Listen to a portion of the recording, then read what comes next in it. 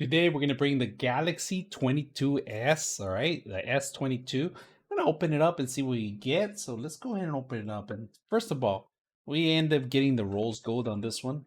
And look at the nice little setup they have. They have three cameras on this one. This actual lighting here, and of course, right below it, it's the Type C connection that we're gonna get. And right here is where you actually put the SIM card. Now they have it right below instead of the top.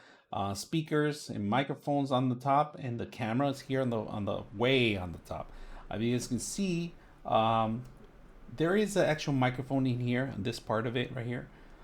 But the camera is what I'm more impressed. So we're gonna compare this one with the actual Galaxy 2020, 21 actually. So let's go ahead and compare this one. See the size of it. All right, let's compare it. You guys can see it. I have a Ultra 21 Galaxy, and it's a lot larger than this 2022 actually. So in the back, I actually have three cameras and two sensors. All right. They also give me the flash here, and the flash is more hidden here. But I like that they give you a glass in the back of it. This is more like a solid steel in back with aluminum actually. The camera size, if you guys can see the comparison, it's a little smaller. Of course they got about the same functions in the back. They got the same area where the actual cards go. But the camera, if you guys can see it, let me line it up a little bit bulkier. I'm gonna put it side by side so you can see. This is actually a lot bulkier than the new one. This is a lot bulkier, a lot heavier.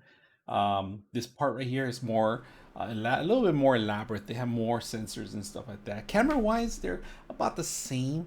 And these cameras tend to work better in the daylight than the night.